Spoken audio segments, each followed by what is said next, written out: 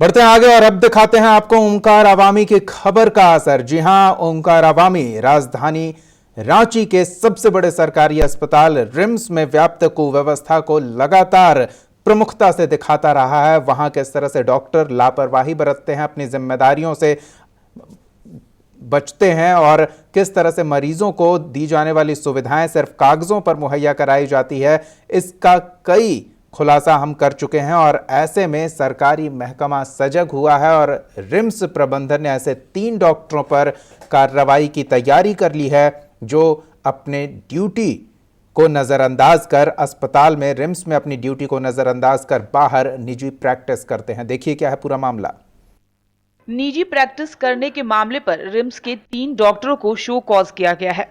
स्वास्थ्य विभाग द्वारा गठित विजिलेंस कमेटी की जांच में निजी प्रैक्टिस में दोषी पाए गए मेडिसिन विभाग के एचओडी डॉक्टर जेके मित्रा, न्यूरो सर्जरी विभाग के एचओडी डॉक्टर अनिल कुमार और सुपर स्पेशलिटी कार्डियोलॉजी विभाग के associate professor doctor Prakash Kumar से रिम्स निदेशक ने स्पष्टीकरण मांगा है। एक रिपोर्ट आई है क्योंकि वो ग्रुप ए के क्लास 1 सर्विस के अफसर हैं, उसकी एक प्रक्रिया जो है उसके अपनाया जाएगा और उनसे उनका पक्ष मांगा गया है। इसके लिए एक समय दिया गया है, उस समय में उम्मीद है कि सब लोग अपना पक्ष दे देंगे। देखिए अखबारों में तो आ ही चुका है कि डॉक्टर मित्रा, डॉक्टर अनिल और डॉक्टर क्या नाम है प्रकाश। वहीं रिम्स टीचर एसोसिएशन भी गोलबंद हो गया है। एसोसिएशन के डॉक्टर प्रभात कुमार का कहना है कि जिन 3 डॉक्टरों से स्पष्टीकरण मांगा गया है वो अपने आसपास के मरीजों को ही देख रहे थे। उन्होंने इस पूरे मामले पर मुख्यमंत्री से भी हस्तक्षेप करने की मांग की है।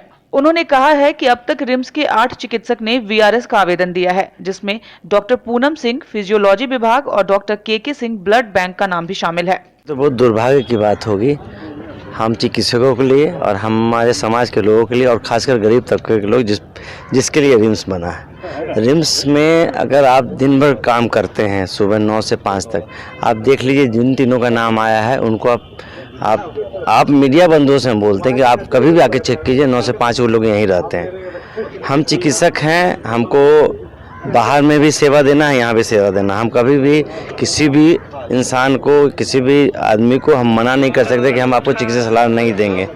तो ये सलाह देना मेरा काम है और हम देंगे। अब ये बहुत दुर्भाग्य की बात होगी कि अगर उनके खिलाफ कुछ इस तरह की बात की जाती है। और जहाँ तक हमें जानकारी मिला है कि उन तीनों से के यहाँ मरीज देखा गया है, वही मरीज थे जो आसपास के थे। तो आप जहाँ रहते हैं, जहाँ 20-20, 30-30 साल से रह रहे हैं, वहाँ स्वाभाविक है कि अगर जरूरत पड़ेगी तो लोग सलाह लेंगे। जाहिर है सूबे के सबसे बड़े अस्पताल रिम्स के 3 चिकित्सकों से निदेशक द्वारा स्पष्टीकरण मांगे जाने के बाद रिम्स टीचर एसोसिएशन भी अब गोलबंद हो चुका है।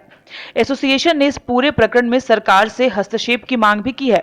अब देखना है कि सरकार इस मामले पर अपना हस्तक्षेप करती है या नहीं। ओंकार अवामी के लिए कौशल कुमार की रिपोर्ट।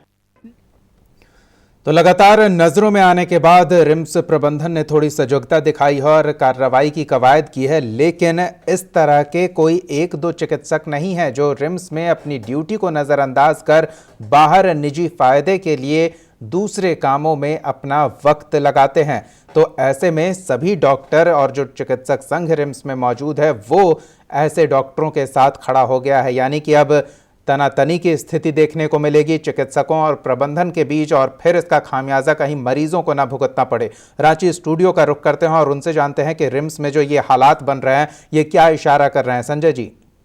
देखिए दीपक, स्थितियां अच्छी नहीं है और ये चिकित्सकों की मनमानी है, इनकी बदमाशी कही जा सकती है। सीधी सीधी बातें है।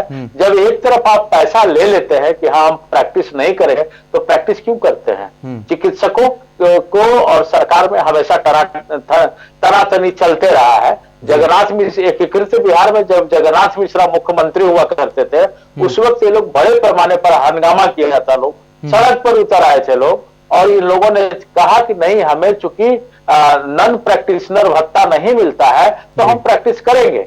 उसी वक्त तय हुआ था कि आपको उसके लिए अलग से पैसे मिलेंगे। चिकित्सकों को सरकार को कड़े नजर से देखना चाहिए। और चिकित्सक को किस तरह से ठीक रहे इसकी पूरी व्यवस्था करनी चाहिए। जमीन के भगवान माने जाने वाले चिकित्सक आज पूरी तरह लालची हो गए हैं।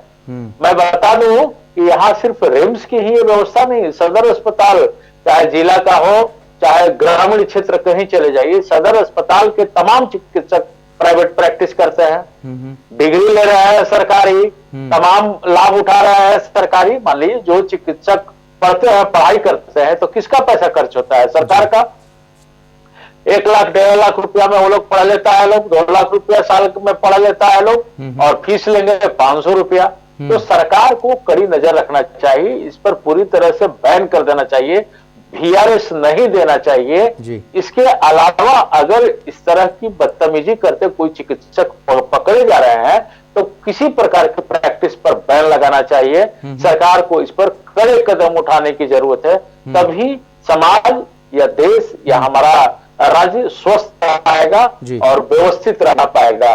जिस तरह से सेना में कड़े नियम है हड़ताल को लेकर के, उसी तरह से खास करके जो समुदाय है जिससे समाज प्रतिष्ठित कहता है, लेक्चरर, इंजीनियर और ये चिकित्सक, ये तीनों को बैन कर देना चाहिए इनके किसी प्रकार के हड़ताल को, क्योंकि इससे समाज आगे बढ़ता है। समाज को आगे का दिशा दिखाने वाला टीचर होते हैं, शिक्षक होते हैं, इनको टूटे को बिगड़े को बना देने वाले इंजीनियर होते हैं। तो यहाँ तो तीनों जगह यूनियनबाजी होनी ही नहीं चाहिए, किसी कीमत पर नहीं होनी चाहिए।